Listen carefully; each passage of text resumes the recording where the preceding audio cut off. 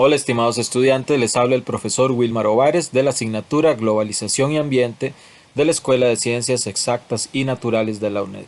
Bienvenidos a la tercera tutoría de esta asignatura. La asignatura tiene un valor de 3 créditos universitarios y el estudiante debe dedicar un mínimo de 135 horas por cuatrimestre para estudiar los contenidos y llevar a cabo las actividades evaluadas.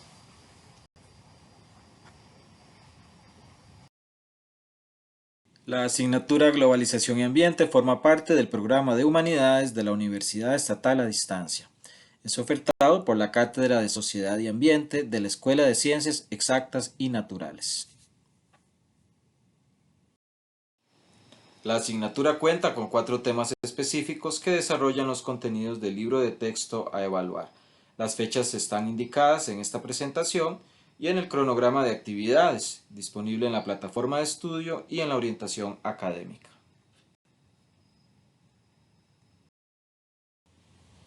La evaluación de esta asignatura se llevará a cabo por medio de 5 actividades de 20% cada una. Dichas actividades se deben subir a la plataforma de estudio en formato PDF en las fechas así indicadas en la misma plataforma y en esta presentación, como pueden observar. Muy importante recordarles que no hay examen de reposición para esta asignatura, ya que no se van a aplicar exámenes propiamente para evaluar. Cada una de las actividades cuenta con una rúbrica de evaluación en donde el estudiante puede verificar qué es lo que se le pide para que así pueda obtener la mayor cantidad de puntos de la nota.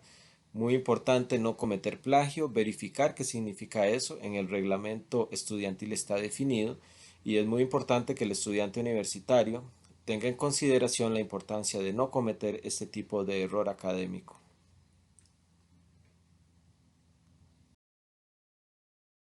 Es importante tomar en cuenta las fechas antes indicadas, ya que la UNED no recibe entregas extemporáneas, esto es, fuera de las fechas establecidas en el calendario de actividades. Solo en casos muy específicos se pueden recibir entregas fuera de las fechas y en este caso los estudiantes deben aportar las evidencias correspondientes. Los estudiantes pueden contactar con su profesor por medio del entorno estudiantil, por medio del correo interno en el entorno y por medio del foro de dudas y consultas. En caso necesario, también se puede contactar con la Cátedra de Sociedad y Ambiente, con la señora María Zúñiga Amador, encargada de cátedra, al 2202-1803 o al correo mzunigaa@uned.ac.cr.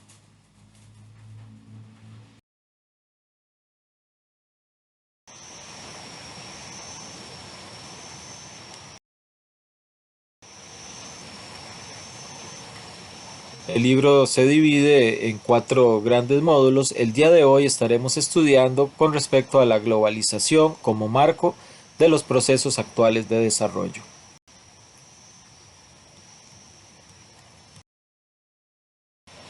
Este capítulo se divide en 2 grandes áreas: la globalización como tal, su definición conceptual y posiciones e intereses, así como actores dentro de todos los procesos globalizadores. Este capítulo entonces nos habla de temas, como ya se indicó, conceptos sobre globalización, sus componentes, en qué consiste la economía de mercado y cuáles son las principales manifestaciones de la globalización. En la segunda parte del capítulo 3 tenemos las posiciones e intereses sobre la globalización, en donde veremos sobre organismos bilaterales y multilaterales, la función de la empresa privada, diferentes foros que sirven para llevar a cabo estos procesos globalizadores, cuál es la respuesta de la sociedad civil, en qué consisten los vehículos de la globalización, uno de los temas más importantes de este tercer capítulo, y estaremos concluyendo con ventajas y desventajas de la globalización.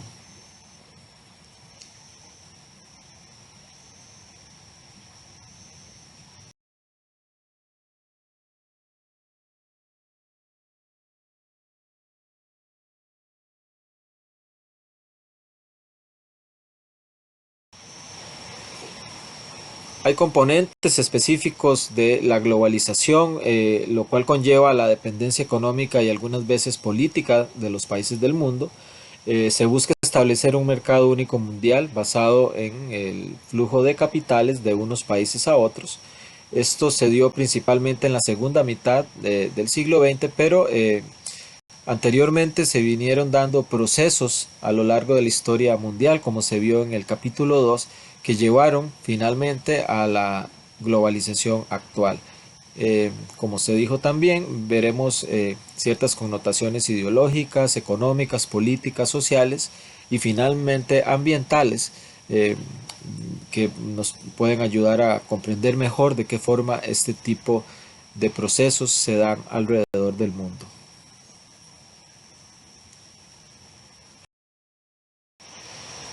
Muy interesante y muy importante la línea de tiempo de la globalización moderna, la cual inicia, según la unidad de texto, con la colonización de América y la expansión de las naciones europeas, no solo en el continente americano, sino a lo largo y ancho del mundo. Esto es muy importante, ya que, por ejemplo, mucho del oro que los españoles sacaron de América fue a parar a las arcas de países como Inglaterra o Holanda, Alemania, otras economías a las cuales la corona española debía mucho dinero.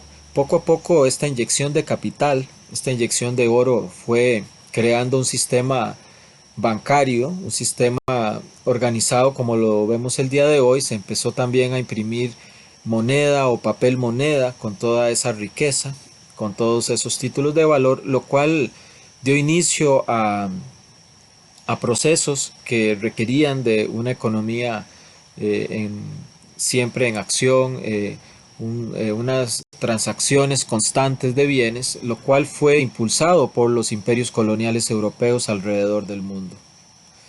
A partir del mediados del siglo XX, después de las guerras mundiales, con economías muy golpeadas eh, por la guerra y por la pobreza y todas las situaciones que se vivían en aquel momento, se crean instituciones como el Fondo Monetario Internacional o el Banco Mundial. A partir de los años 50 y 60 se da un gran desarrollo tecnológico, lo cual ayuda a unir al mundo, a que las cosas fueran más rápido, se desarrolla más rápidamente el teléfono, las comunicaciones satelitales. A finales de los 60, eh, coincidiendo con la visita del hombre a la luna y toda una cruzada mundial en aquel contexto de Guerra Fría, por ser el primero en la luna, por ser el primer país en sacar un satélite, etcétera, dio mucho impulso a las comunicaciones, lo cual también tuvo que ver con procesos globalizadores. Dentro de esta línea de tiempo, y como vimos en capítulos anteriores, la caída del muro de Berlín es de suma importancia porque fue la caída o simbolizó la caída del sistema comunista, lo cual dio aún más impulso al desarrollo de ciertas tecnologías y al desarrollo de la economía de mercado, que era lo que se usaba en los países occidentales, que finalmente fueron los que ganaron la Guerra Fría.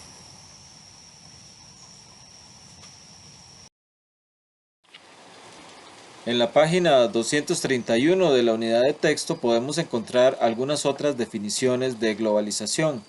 Por ejemplo, la intensificación de relaciones sociales y comerciales alrededor del mundo.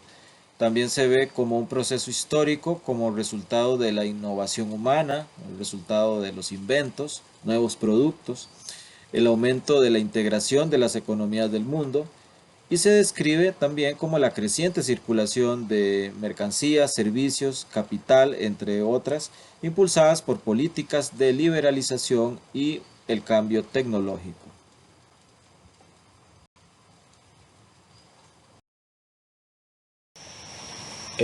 Algo muy importante dentro del concepto base de la globalización es la economía de libre mercado. Básicamente es un sistema económico basado en el principio de la oferta y la demanda. Es esta oferta y demanda de servicios o de bienes transables la que determina el precio y cantidad de estos servicios y bienes, en donde los estados simplemente siguen las corrientes del mercado y hay una amplia participación privada.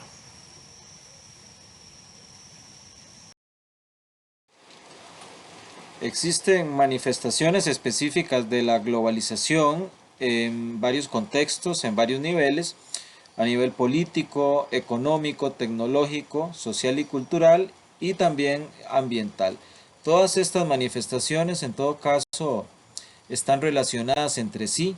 En los diferentes países se desarrollan políticas que tienen impactos económicos, se hace uso de las diferentes tecnologías para llevarlas a cabo muchas veces, y esto tiene impactos a nivel social y cultural. Todo esto conlleva a su vez cambios ambientales.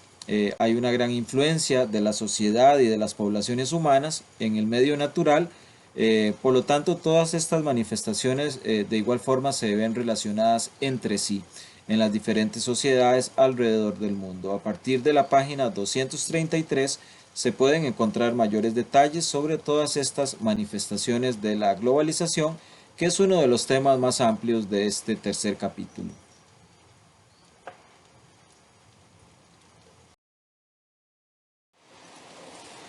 Existen intereses específicos sobre la globalización, algunos a favor y otros en contra.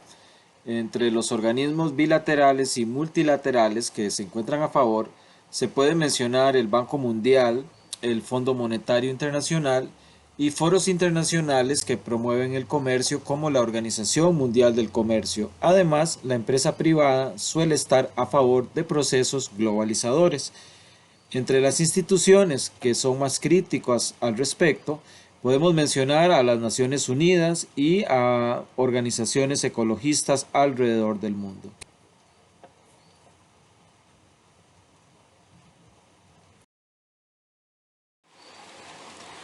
Todos los actores económicos antes mencionados promueven políticas, financian proyectos o productos, y además se pueden agregar todo lo que es la influencia de las multinacionales alrededor del mundo para llevar a cabo todos estos procesos, ofrecer productos, crear nuevos mercados, buscar nuevos mercados o extender los ya existentes, para llevar a cabo todos estos procesos que se requieren para así llevar a cabo la globalización en los diferentes países del mundo. En nuestro país hemos tenido mucha discusión con respecto a los préstamos del Fondo Monetario Internacional, por ejemplo. En otras naciones, cuando ha habido crisis económicas de importancia, el Banco Mundial muchas veces ha realizado préstamos o regulaciones, o ha influido de diferente forma en la economía. Y también es importante recalcar que cuando se dan crisis económicas, políticas o de diferentes tipos, las multinacionales suelen en muchos casos relocalizar la producción o cambiar los patrones de producción, lo cual influye enormemente en todas estas economías. Todo esto está muy ligado y tiene que ver pues con todos estos procesos de lo que se ha llamado globalización o mundialización.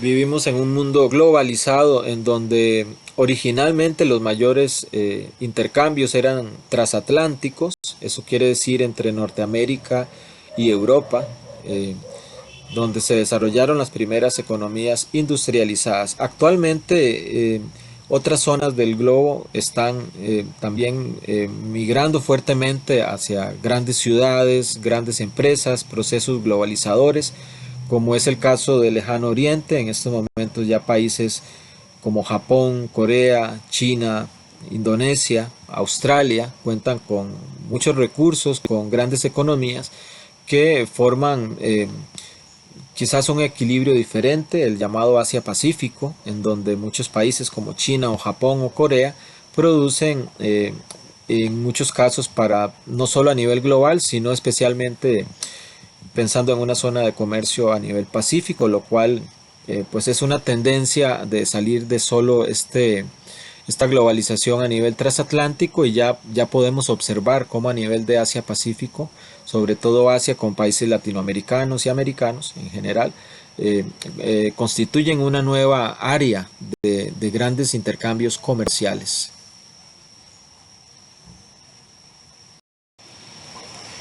Es muy importante la comprensión de cómo se van desarrollando estos países, ya que si su desarrollo es desmedido, muchas veces se ocasionan graves problemas en los diferentes ecosistemas, al menos en los que quedan. En la presente imagen vemos un patrón bastante recurrente en las grandes ciudades, en las ciudades desarrolladas del mundo. Tiene que ver con la necesidad de estar cerca de algún gran ecosistema, usualmente grandes sistemas de agua, buenas tierras para sembrar. Eso permite que las ciudades empiecen a desarrollar fuertemente y luego migrar a una economía más relacionada con la tecnología y con la industrialización. Vemos de forma eh, muy general el caso arriba a la izquierda de la ciudad de Nueva York, la cual se encuentra en el estuario de la desembocadura del río Hudson, que forma parte de un gran sistema. En algún momento fue un gran ecosistema, el cual permitió que esta ciudad de Nueva York surgiera como muchas otras. En el centro arriba, la ciudad del Cairo, eh, igual localizada muy cerca del delta del Nilo, una zona de mucha riqueza para producción de alimentos que pudieran sustentar poblaciones grandes. Arriba a la derecha, el río de la Plata. A la izquierda podemos ver un detalle de la ciudad de Buenos Aires, un color un poco más blanco, igualmente ubicada en un gran estuario que permite comunicaciones, que permite sembrar, etcétera, para luego migrar a un modelo ya más industrializado. Y esto se repite abajo a la izquierda, una pintura de la antigua Ciudad de México, Tenochtitlán, donde actualmente se encuentra la Ciudad de México. El gran lago fue desecado poco a poco, pero en su momento era un gran ecosistema. A la derecha, abajo, tenemos a la desembocadura del río Yangtze-Kiang en la ciudad de Shanghái, que es hoy por hoy uno de los mayores símbolos económicos de la potencia china actual. Como pueden observar, todas estas grandes ciudades siempre han estado muy relacionadas con el medio natural. Sin embargo, este modelo de grandes ciudades no se puede seguir replicando constantemente porque terminaríamos absorbiendo absolutamente todos los recursos importantes que quedan todavía a nivel ecológico.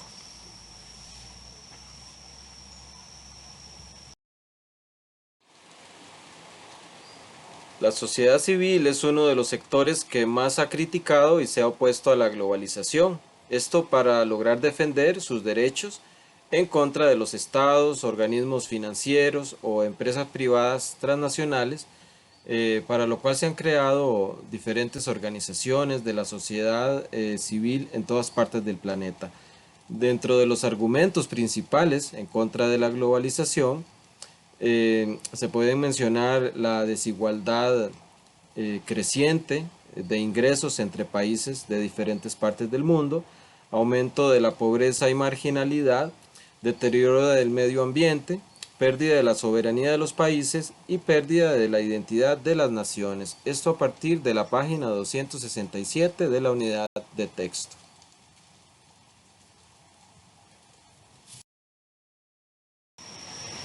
A partir de los años 70, el Club de Roma reúne científicos, economistas, hombres de negocios, personas interesadas en proponer diferentes alternativas al desarrollo tradicional, y esto ha llevado a que en algunos casos se puedan llegar a acuerdos para controlar un poco lo que son las tendencias actuales, tanto en cuanto al crecimiento de la población como con respecto al desgaste de los recursos naturales. Es muy importante leer todo esto relacionado no solo con el Club de Roma, sino con otras instancias que procuran un equilibrio entre el desarrollo económico y la cuestión cultural y ambiental.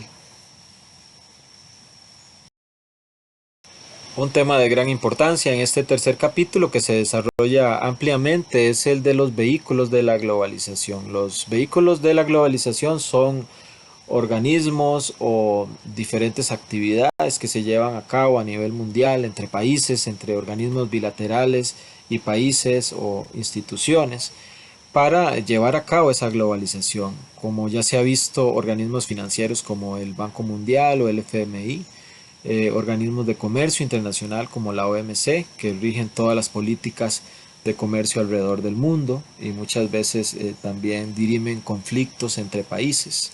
Tratados de libre comercio, ya nuestro país, por ejemplo, ha firmado con muchos países este tipo de tratado. En muchos casos impulsa la economía, en otros casos podría afectar las economías locales o más pequeñas. El préstamo del FMI que recientemente se vio en nuestro país no sería el primero. En realidad Costa Rica es un país bastante globalizado y siempre se ha pegado a este tipo de organismos financieros mundiales y pues diferentes otros vehículos que que se han usado a lo largo de las décadas como programas de ajuste estructural que ya en nuestro país se han aplicado, convenios internacionales y también intervienen en todo ello sectores políticos y económicos internos en cada país. Como en todo hay ventajas y desventajas. Algunas de las ventajas en Costa Rica tienen que ver con un mayor crecimiento económico a lo largo de las últimas décadas, un aumento sostenido en las exportaciones y en los niveles de desarrollo. Hay mejoras institucionales y públicas que el país se debe comprometer a realizar para ingresar a organismos internacionales de importancia. De primer orden, la interconexión mundial, la Internet y todo esto que tiene que ver con el tráfico de datos, el intercambio de datos. Ahora todo es más rápido, hay información disponible más fácilmente. Y también hay mejoras a nivel social, por ejemplo, en lo relativo a derechos humanos de minorías. Desventajas que se dan en nuestro país, sin embargo, tienen que ver con una mala planificación turística, desgraciadamente la contaminación del suelo y acuíferos por medio de alguna industria o por medio de actividades agrícolas como la piña, que si no se hacen bien pueden dejar severos daños en el medio natural, la deforestación por diferentes razones, visitantes indeseados con respecto a que el país esté más abierto a, por ejemplo, a visitantes de otros lugares en términos generales. Muchas veces esto facilita que personas como narcotraficantes se puedan instalar en nuestros países más fácilmente. Ahora todo es más fácil, está más interconectado, etcétera. La diferencia de clases también es un tema muy importante que se ha visto en Costa Rica en los últimos años. Existe el índice de Gini, por ejemplo, que mide esa diferencia que hay en cuanto a la riqueza, la distribución de la riqueza de un país, cuántos o quiénes son más ricos y quiénes más pobres. Hemos visto que en las últimas décadas Costa Rica ha aumentado en ese índice de Gini, lo cual es preocupante, etcétera. La pérdida de identidad cultural que se da muchas veces por influencia de países más desarrollados, productos de televisión o de cine que muchas veces hacen olvidar la cultura local, también son importantes. Como pueden ver, las desventajas y ventajas tienen que ver con las diferentes manifestaciones que tiene la globalización alrededor del mundo y la forma en que impacta directamente en nuestro país. Se invita a los estudiantes a verificar y realizar los ejercicios de autoevaluación que vienen al final de cada capítulo. Es muy importante para visualizar si se están adquiriendo los contenidos, si hay información que no se maneja correctamente o que no se tiene clara, para lo cual el estudiante puede regresar a las páginas correspondientes y dar un repaso o verificar la información que se está consultando en estos ejercicios de autoevaluación. Cada uno de los capítulos tiene una parte de autoevaluación al final. Eso es muy importante, sobre todo para los estudiantes que estudian con la metodología a distancia, para verificar que los contenidos estén siendo comprendidos de forma correcta.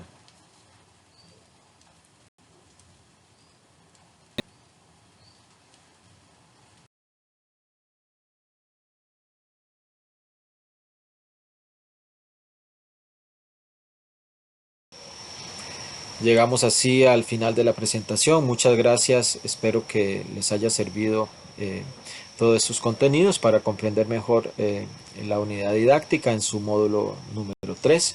Les habló el profesor Wilmar Ovares. Muchas gracias por su atención. Que tengan una excelente semana.